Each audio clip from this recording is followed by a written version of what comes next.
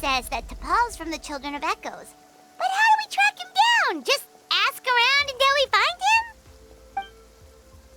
Let's start by talking to someone we know. It'll be faster that way. At this time and place, I'll bet the easiest person to find is... Wakey, wakey, Tlalocan! Oh, it's you. Okay, give me a second. I'll come down.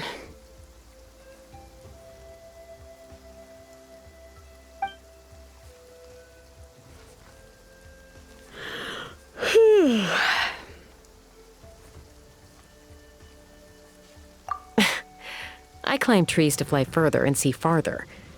I don't usually stop for a nap. Well, we're not all like you. Always full of energy, even after flying around all day. Yeah.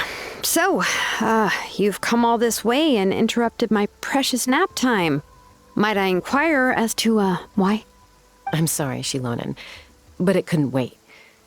Does the name T'Pol mean anything to you? He's a craftsman, apparently. Huh. T'Pol. Yeah, that rings a bell. I think that's Puma's child. Nope, I'm afraid you're a few years too late. Why are you looking for him?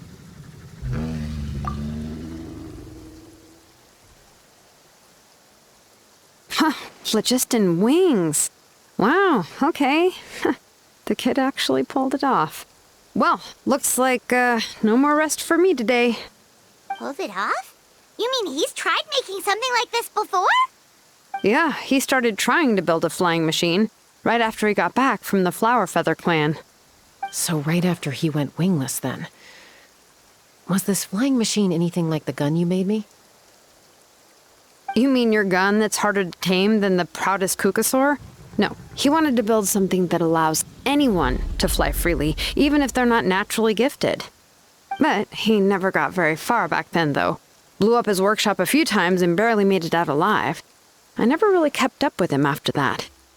His parents traveled a lot in their youth and only returned to the tribe after he was born.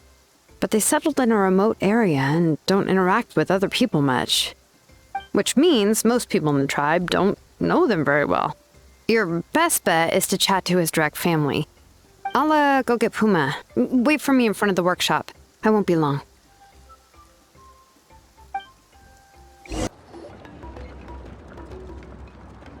I'm back. Allow me to introduce T'Pol's mother, Puma. Hello, we're... Oh, save the pleasantries. I don't want to spend any longer talking about that boy than I have to. Huh? I disowned him long ago. He is no child of mine. All he cared about was his pipe dream of reaching the sky. Oh, we tried to talk sense into him, but he was obsessed. And then when he left us, he spouted some nonsense about building a workshop in the sky to avoid the constant criticism of us ground dwellers. He left his notebook behind. Whatever questions you have, you can look for them in there. I am done talking about him. He's no son of mine. He never called me Mom anyhow.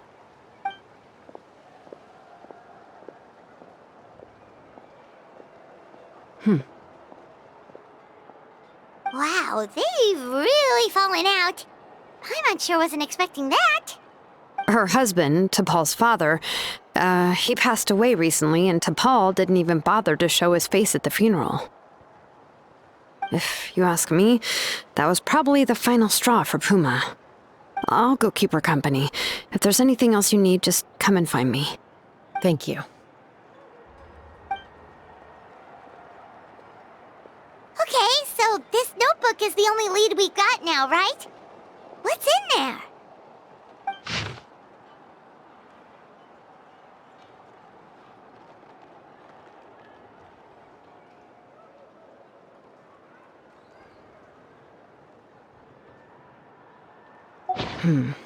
Some early designs for the phlogiston wings, and some theorizing about an airborne workshop. Tlalocan, the Cinder City.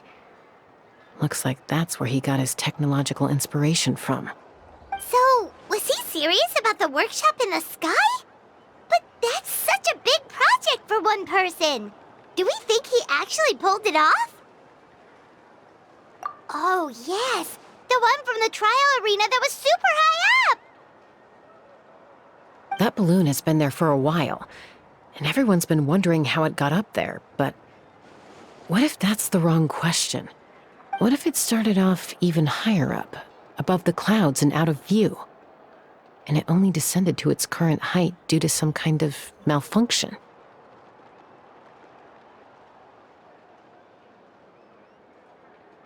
Part of T'Pol's workshop? Seems likely. If T'Pol's base had been hiding above the clouds this whole time, that would definitely explain why Isidore couldn't find it. I totally called it! But how do we get up there? Chasca, can you even fly that high? By myself? Possibly. But with a passenger, no chance. I doubt even phlogiston wings could take you up that high. At least, not without that relic T'Pol mentioned in his notebook. Yeah, and he's probably holding on to it. We'll have to find another way. Nope. That's way beyond Paimon's altitude. Also, would you really expect Paimon to go up there and take on T'Pol all by herself? Let's not worry. Just because we can't think of a solution doesn't mean no one else can. I'm not the only flying expert in my tribe, you know. Oh, good point. We should go ask Elder Oppa. And Mutoda.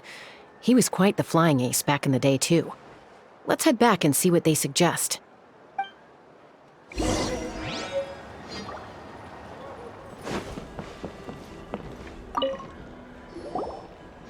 Chasca, you're finally back.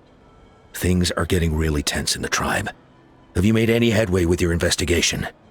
Some people even think we arrested the merchants just to support the flying squad and crack down on the phlogiston wings.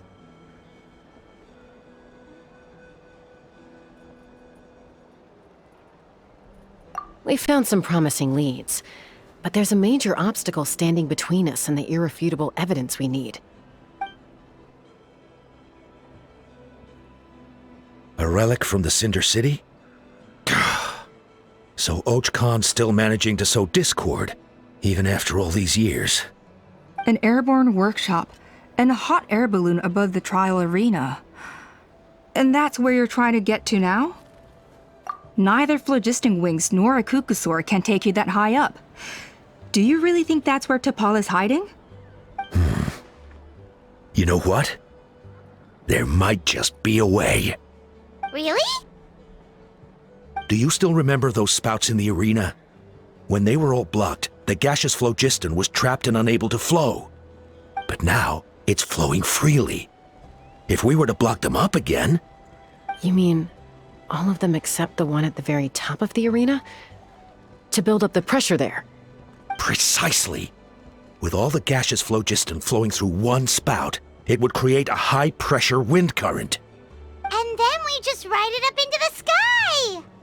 Yes, it has its risks, but with Chasca's abilities, I think she could manage it. It's an extremely risky approach, but I agree that it's feasible. If you want to give it a try, check with Inkanak at the trial grounds. She can explain how to block the spouts. Chasca, if anyone has a hope of seizing this evidence from the high heavens, it is you.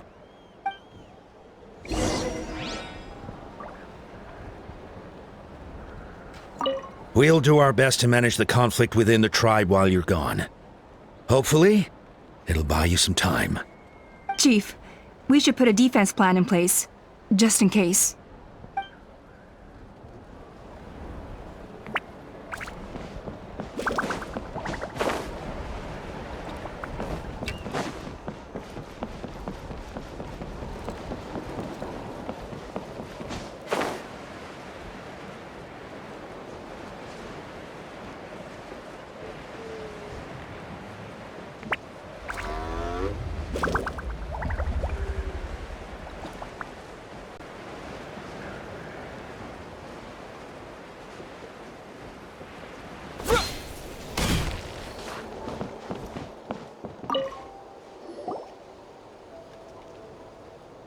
Goodness me, that is a very bold idea. Maybe so, but we have to act fast. What's the quickest way for us to block off the spouts? From a technical perspective, I'd have to advise taking some measurements and carefully planning this out first. But I'm guessing that's not what you want to hear. Then we'll have to take the rough and ready approach. See the solid phlogiston over there? Our prior inspections revealed that some kind of stable structure has formed inside, making it highly damage resistant. It's not without its weak points, but unless they're all struck at the same time, the structural integrity won't be threatened. So, what happens if we do strike them all at once? It'll collapse. Okay, I see where you're going with this. Yeah, you got it. As long as you hit all the weak spots at once from the right angle, the solid phlogiston will fall right on top of the spout and block it up. You're right about rough and ready. Sounds like my kind of plan.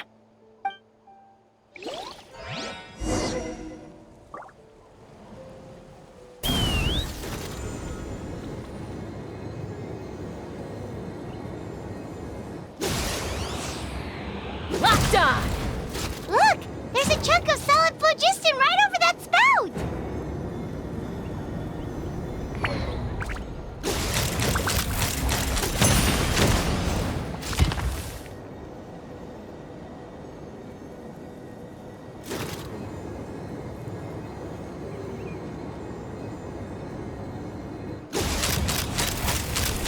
Open fire!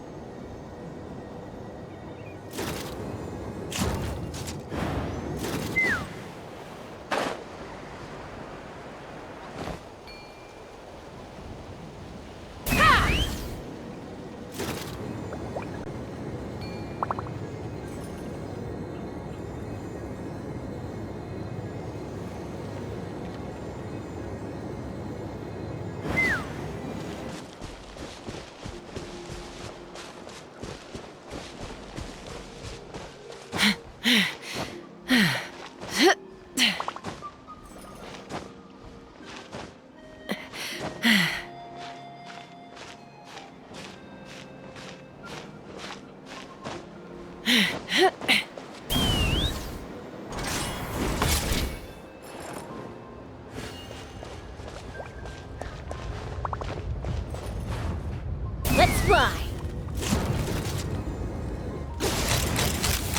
Bullseye!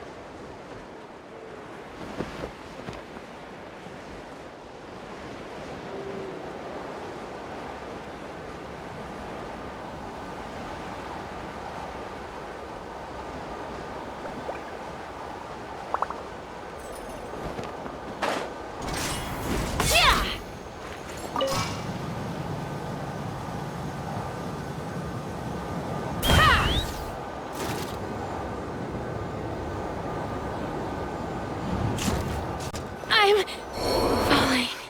It actually worked! But wait, how are Paimon and the Travelers supposed to get up there? Koya can give you a lift. She's actually been following us this whole time.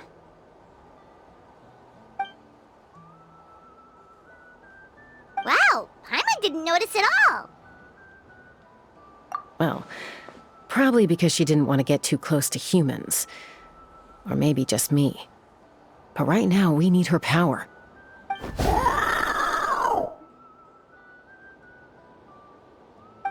you didn't even have to summon her.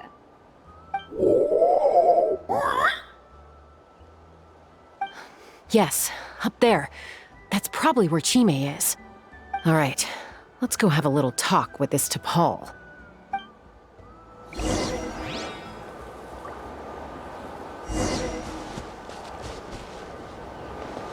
Take me up!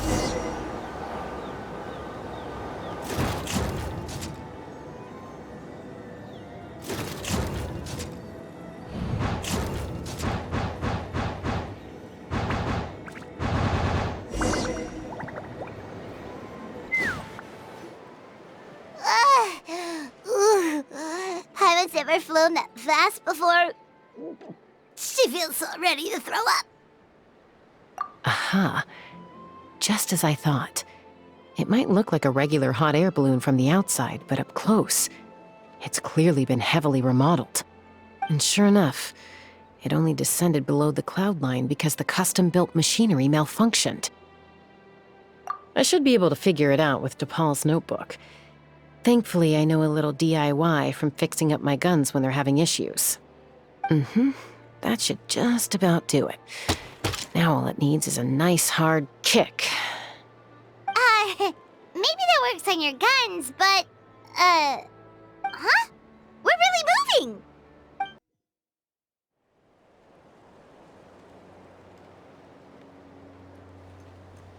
Here it is! The workshop in the sky! Oh, you gotta see it to believe it. Makes you wonder why T'Pol even bothers with phlogiston wings when he has tech like this. Well, according to the notebook, the platform beneath us runs on components from the Cinder City. Those can't be mass-produced. Also, I have some doubts about its mobility after seeing how it moved just now. For someone like T'Pol who dreams of flying freely, this definitely doesn't cut it. But if he's got that relic, he should be able to make a set of prototype wings for himself, right? Why bother making a whole flying workshop so he can mass-produce them? But this doesn't add up.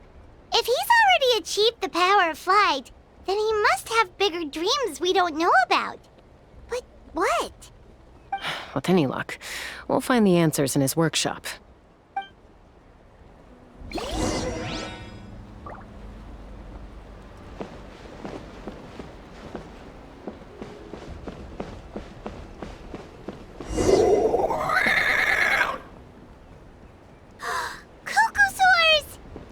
The merchants were right. T'Pol's using them for his own ends. I'll bet that mechanism on top of the cage opens the door. Let me give it a try.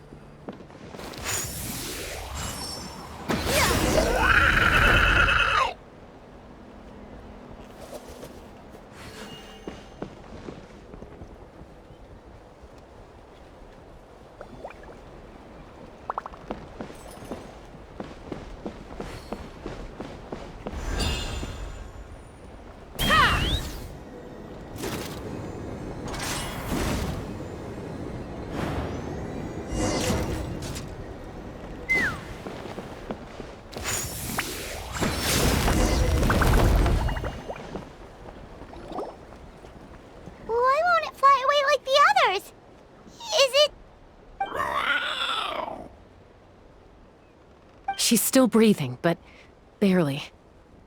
By the looks of it, T'Pol was using these cages to extract phlogiston from the Kukasaurs.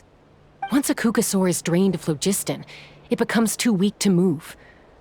We'll have to come back for these ones after dealing with T'Pol.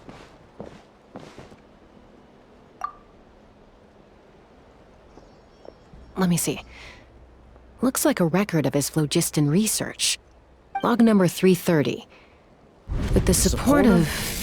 I was finally able to launch the airborne workshop. Even though it relies on the relic for 80% of its power supply, I've at least taken the first step. Log number 348. Research on the relic is progressing well. I should be able to replicate the technology and scale up production very soon. Has proposed a name for this groundbreaking invention, the phlogiston wings. I think I'm getting close. Soon I will achieve my dreams. Log number 377. Encountered some issues with the new smaller model phlogiston wings. The gaseous phlogiston showed some volatility during the refinement process. Thinks we should proceed at a more cautious pace with the refinement experiments. But after so many past failures, I have to prove that I will succeed this time. Log number 114. Ran an experiment using cucosaurs to refine gaseous phlogiston. It was a success. Log number 117. I've started recruiting merchants and hunters to capture wild cucosaurs. Log number 121. Major breakthrough in the efficiency of phlogiston yield. Huh? So many parts have been crossed out!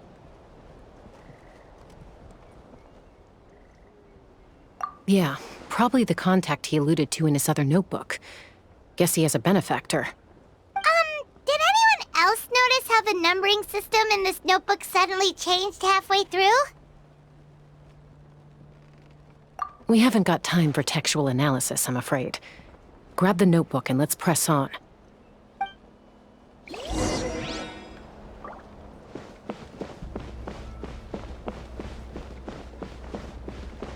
Huh. Never seen one of these before. Looks like this was built with the Cinder City components, too. You're not thinking of giving it a nice hard kick, are you?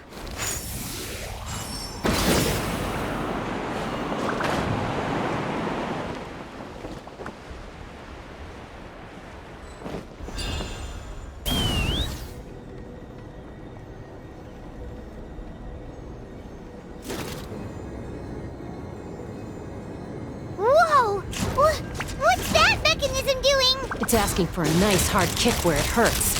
Aim for the weak spot.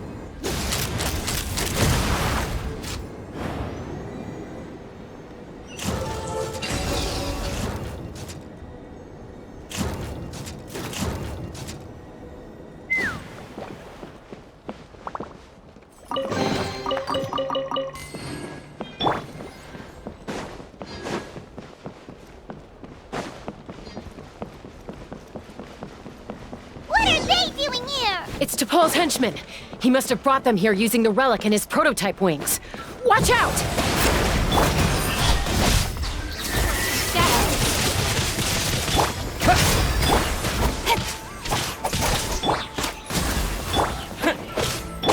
Don't blink!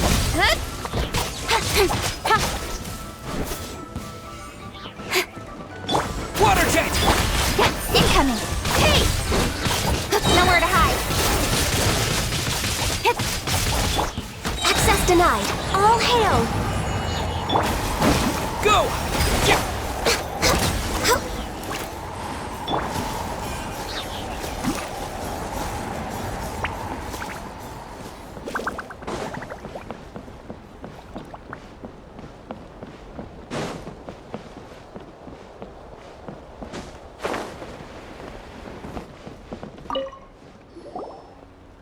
Hey, look here! More of T'Pol's notes!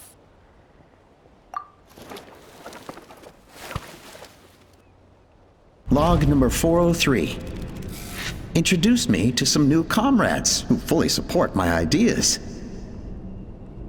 I told them that some Saurians are blessed with wings, and some people with natural gifts, while the less fortunate among us can only look on longingly as they seize the skies.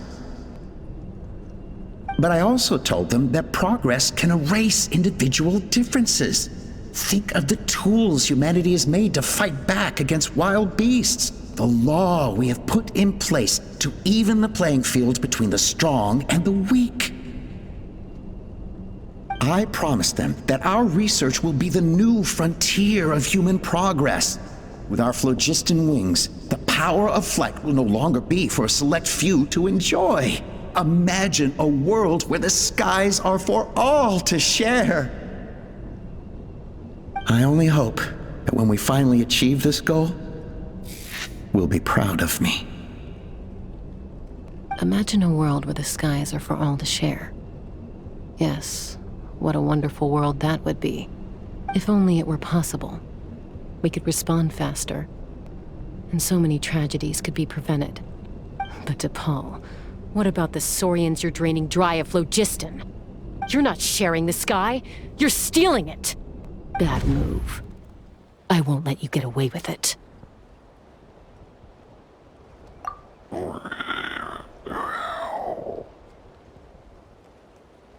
I'm fine. Let's keep moving. I don't think we'll find anything else here.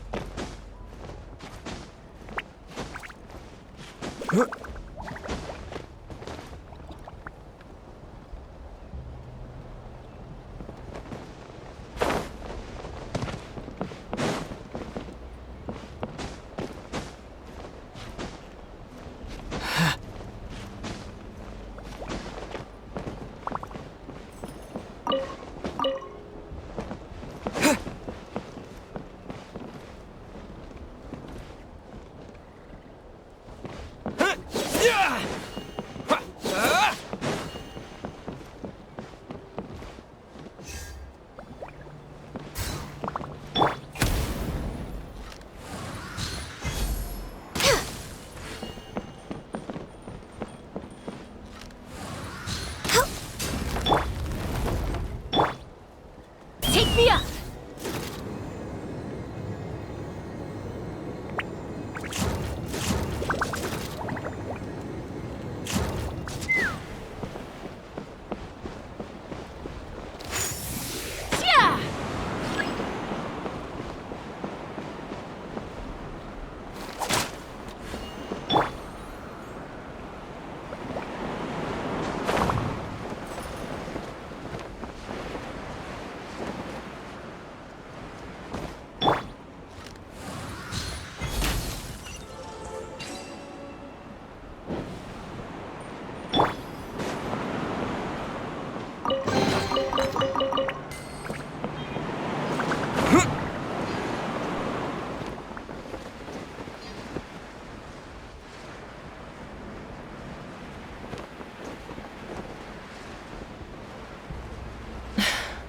I can't believe he captured so many Kukasaurs.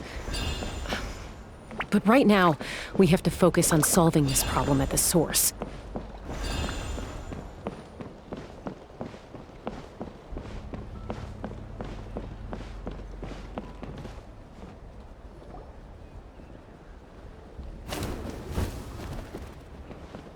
Looks like we've reached the center of the workshop.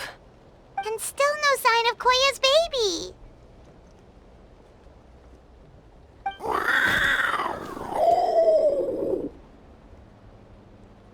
Let's search this area for now. If we still can't find Chime, we'll double back.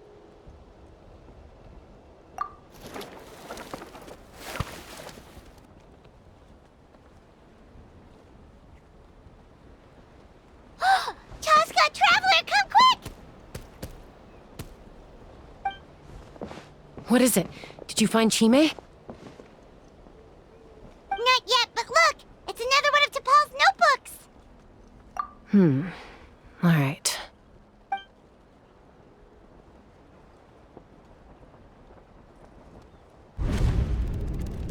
Log number 428. We decided to restart the experiments on phlogiston refinement, but without telling. This is the final obstacle to the success of the Phlogiston Wings project. We cannot fall at the last hurdle. Log number 436, earlier today, suggested using Kukasaurs as an intermediary to extract refined phlogiston. It's certainly feasible, but... Anyway, as long as our secret experiment succeeds, I'm sure won't bring it up again. Log number 443. We will conduct the experiment tomorrow. But birthday is coming up, so hopefully we'll have a birthday surprise for her. Log number 444.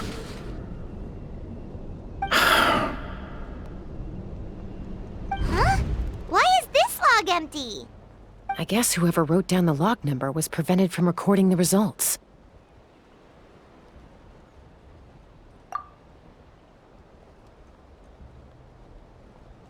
Log number 0. We lost many comrades in the accident. Among them are friends, lovers, and children. But we cannot stop now. We will keep their legacy alive and carry their dreams forward. As of today, we are scrapping the artificial refinement method. Instead, we will focus all our efforts on phlogiston extraction from live Kukasaurs.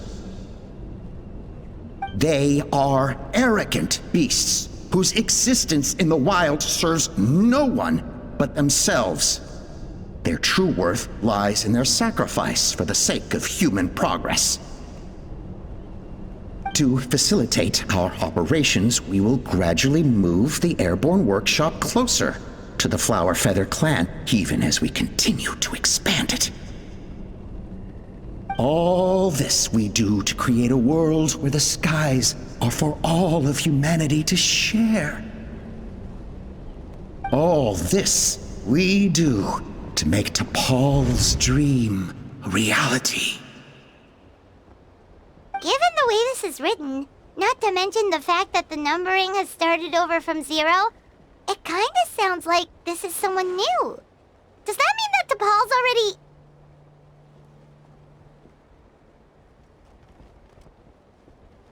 There's also a letter tucked in the end of the notebook. It's from Puma.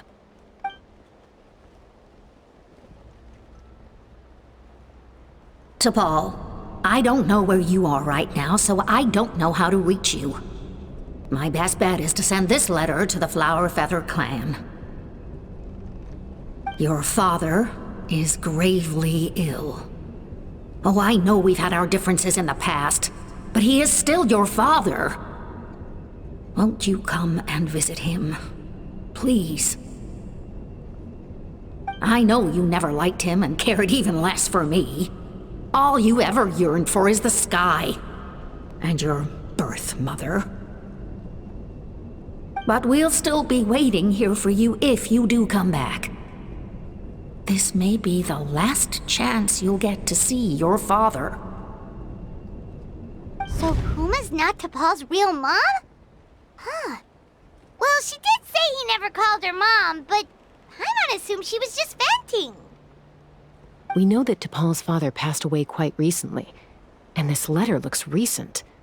By contrast, the writing in this notebook is old and faded. It looks like the real reason T'Pol didn't attend his father's funeral is because he'd long since passed away himself. If we ask ourselves why this letter was sent to the Flower Feather clan, why T'Pol always yearned for the sky, and how he got his hands on a relic from the Cinder City, it all points to one answer. That's right. T'Pol was my child. He was born during my days as a wingless wanderer. His birth gave me new hope. I wanted to become the kind of mother who spent her days as a valiant rider, soaring the skies.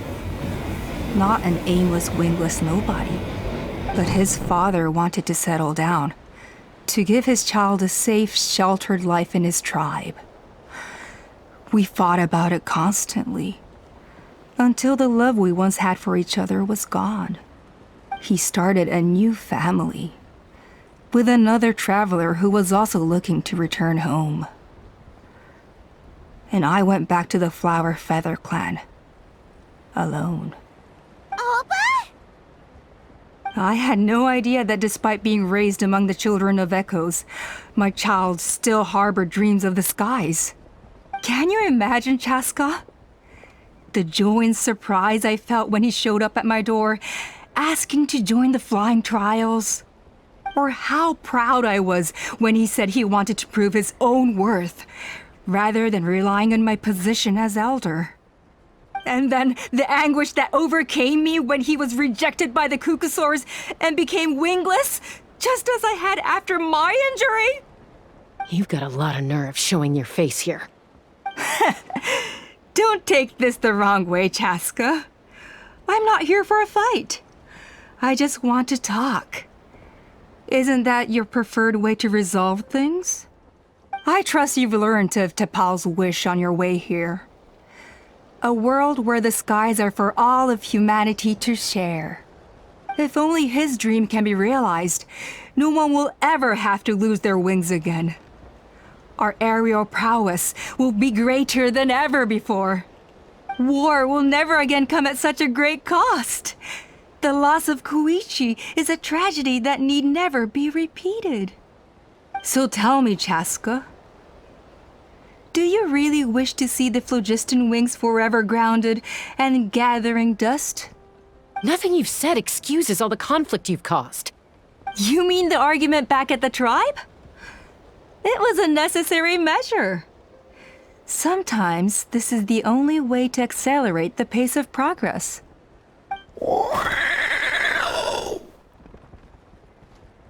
Is a mother harming her children when she coaxes them into swallowing a bitter pill? Of course not.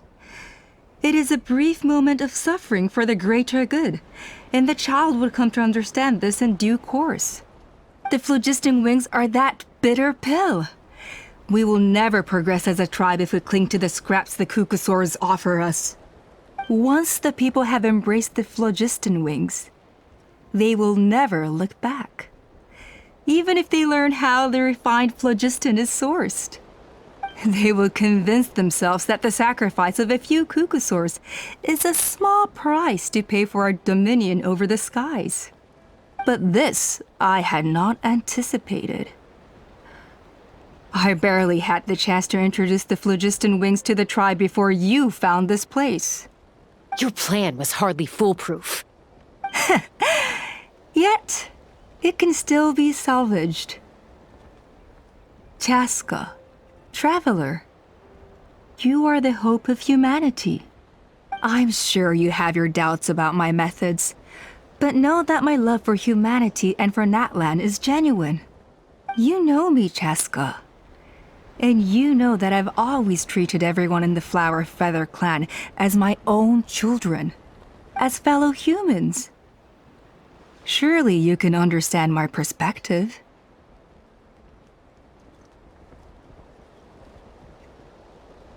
Hey, quit the quips! This is serious! Opa, Natlan doesn't belong to humans alone. And truthfully, neither do I.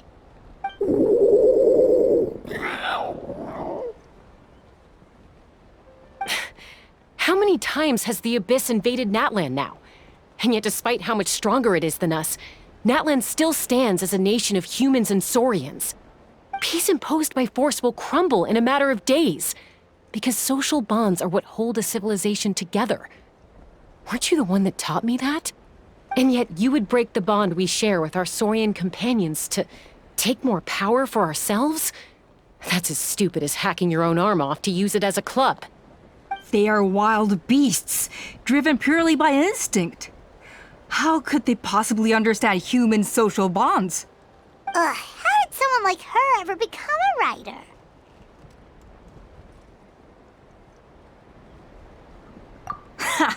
You overestimate them. They bow to the strong and shun the weak.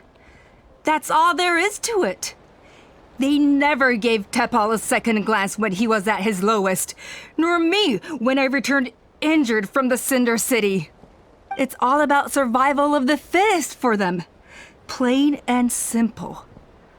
They obeyed me once I proved myself stronger than them, but the moment it serves them better, they'll abandon me in a heartbeat. You're wrong, Alpa. They only reject the Wingless because they don't want to fly anyone to their death. Chasca, I will promise you this. Only the unruliest wild cucosaurs will be used for phlogiston extraction. The ones who have nothing else to offer to humanity. Well, that's too bad. Because I know a few unruly wild cucosaurs who don't think that idea is gonna fly. Namely my mom, my sister, and me. And the others? To us, they're friends, family, even children. So if you want to put any of them in one of your cages, you're gonna have to go through us. Is that right?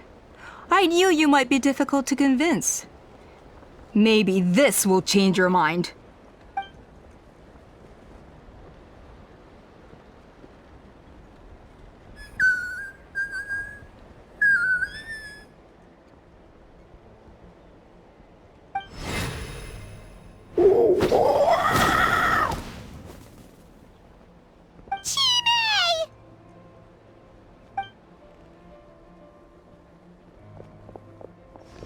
Alpa! Careful! Don't make any rash decisions. Unless you want to see her suffer. Oh no, that's one of the extraction cages! I told my subordinates to take control of the tribe while I was away. Luckily for them, our strongest warrior and our most powerful ally aren't there to stop it. Take control? What are you planning to do with Mutota and his supporters? Merely accelerate their inevitable downfall. They cannot stand in the way of progress forever. It is not the move I wish to make, but I'm afraid you and your friends force my hand. And since you insist on imposing me too, I have no choice but to keep you here until the dust has settled. So that's what you meant by I just want to talk. You never intended to negotiate. You just wanted to stall us. No, Chasca. I genuinely hoped I could win you over. You are the strongest warriors we have. Put down your weapons, and I promise you that no harm will come to this young Saurian. I just need you to stay here for the next couple of weeks or so, while my people consolidate their power. Then, I will give her back to you, and you'll be free to leave. As long as the majority supports our vision, even the Pyro Archon cannot meddle in our internal affairs. Your vision is deranged, and the Flower Feather Clan will never support it. You sure about that? Then wait here and see. Time will tell. What do we do? Even if the whole tribe fights back, Mutota's in grave danger! Stop delaying the inevitable! Drop your weapons and get into the cages, now! She's still holding Chime hostage. Is there really no other way?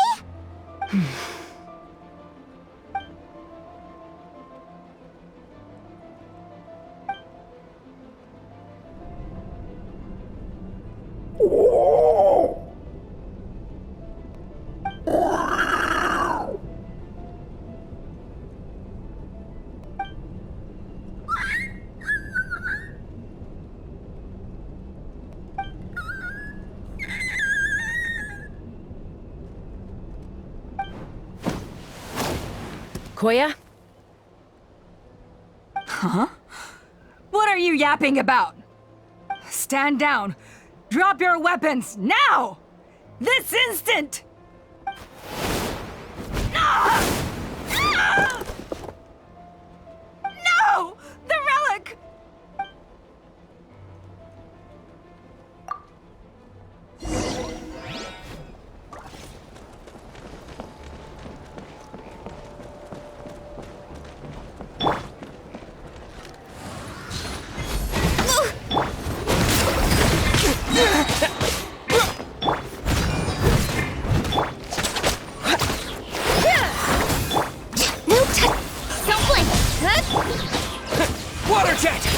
Wipe out! Speed of light! Hey!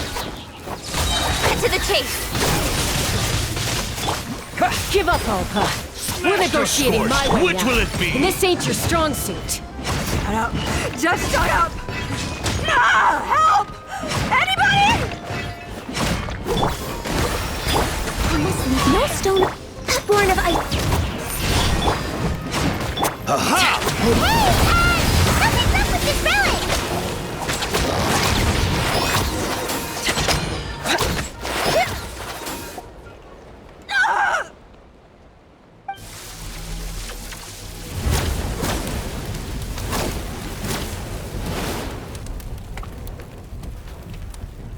No! What is she doing? She'll bring us all down with her! But why? We stabilized the relic! Maybe it got damaged in the fight. If we don't think of something fast, this whole workshop is gonna fall apart. No. They're directly beneath us. My beloved tribe!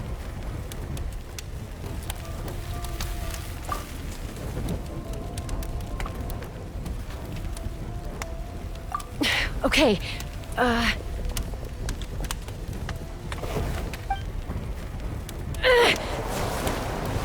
It's too powerful. This ain't a toy like last time. I don't think I can just throw it aside.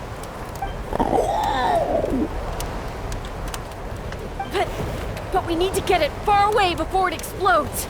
Then the tribe will be safe, and so will this workshop. Koya, remember when we were kids? Come on, let's take this thing high up into the sky.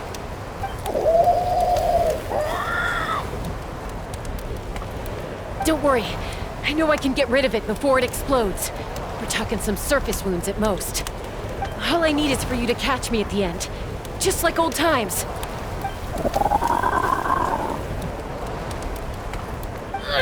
I can't hold it back anymore. We have to go.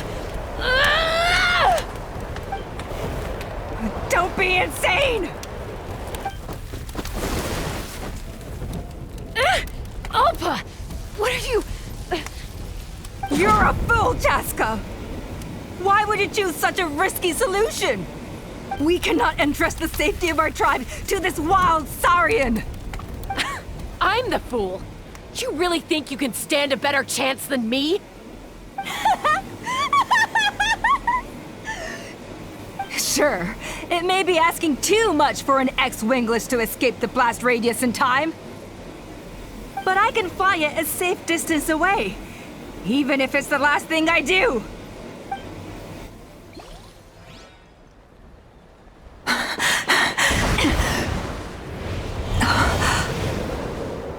Here, this should be high enough to save the clan. What?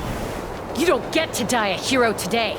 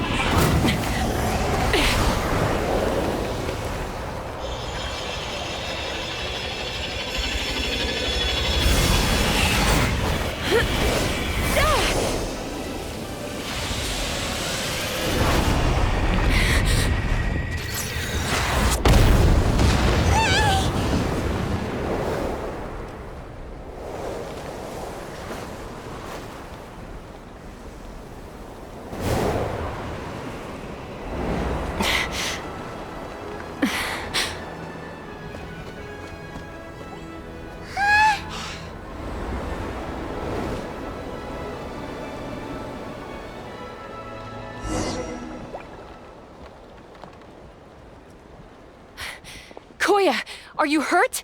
Let me take a look at you. What do you mean, I'm fine? Didn't I tell you to catch me on your back? Why did you try to shield me from the blast?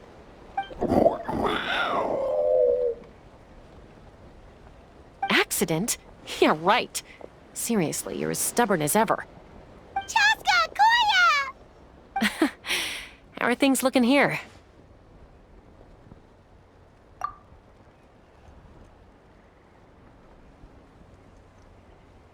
I think that's putting it mildly. I owe you one. Again.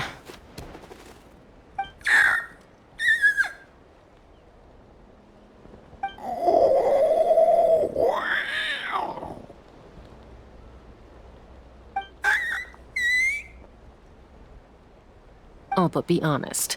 Do you still think Kukasaurs can't form bonds? Mom, I'll figure out the refinement problem. I'll find a way.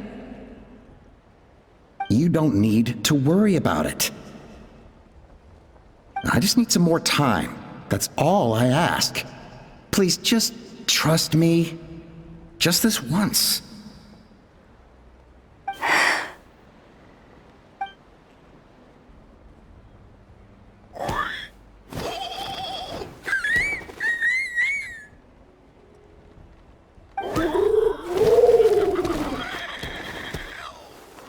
The Flower Feather Clan yield to the strong. And it's up to the winners to define what strength means. So it looks like it's my turn to yield.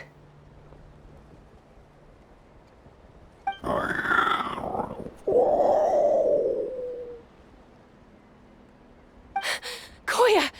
Koya!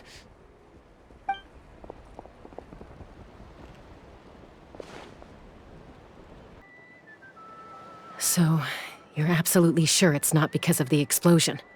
Yes, for the 10,000th time, I'm sure. The blast barely touched her. The reason she fainted was old injuries playing up, compounded by overexertion in recent days. The moment she finally relaxed, all the built-up stress finally caught up with her. And no wonder. Honestly, she's just like you. Anyway, now you know how we feel when you go off risking life and limb. Your mother and I would both appreciate it if you lived less dangerously. You know she wrote to me from the Masters of the Night Wind, just to scold me for not doing enough to keep an eye on you. If she wasn't so busy with work, you can bet she'd come back here and chew us both out in person. I'll find an opportunity to apologize to her. I promise. You'd better. No more avoiding us, okay?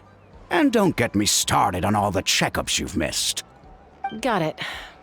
Got it. Huh? Koya? You're awake. I'll go let everyone know.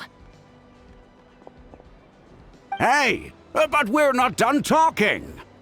What are we gonna do with her, Even after everything that's happened, she still hasn't figured out how to start the conversation with you. She keeps saying, I don't think Koya has forgiven me yet.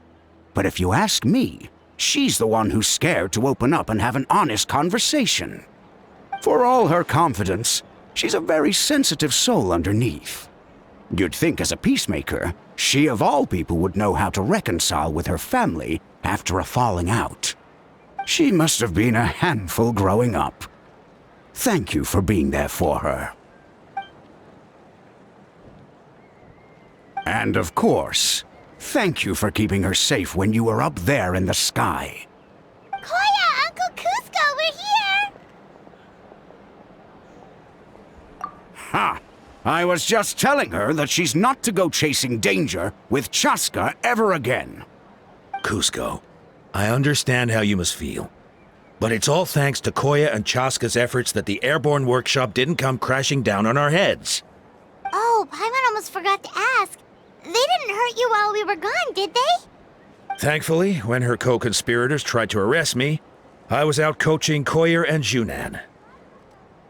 The two of them were a huge help. They took care of things while I went around rallying the resistance. So, in the end, Alpa's would-be revolt didn't really get off the ground. And as it turns out, not all of the Wingless want to see our dear Saurian friends replaced with phlogiston-powered gizmos. I'm so sorry you got mixed up in this, by the way. We should have caught on to Alpa's scheme sooner. We could have saved so many Kukasaurs from getting hurt. Most of the airborne workshop has now been dismantled. We've just left one small, harmless part intact and repurposed it as a jail for Alpa and her cronies.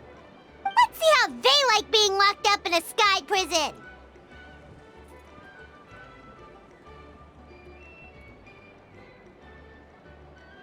So, it looks like there's just one less conflict left to resolve. Peacemaker, you're up. I said I had to wait until things had blown over, didn't I? And now they have. But I still have no idea what to say. Koya, I just want to say, I'm sorry for how things went down back then.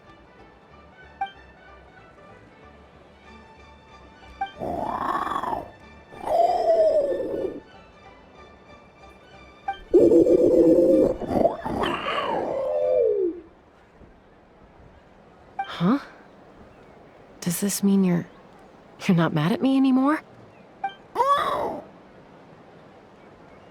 There's that family likeness coming through again.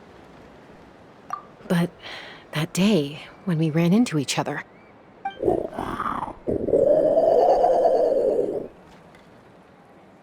Huh? So then, when did you finally make your peace with it?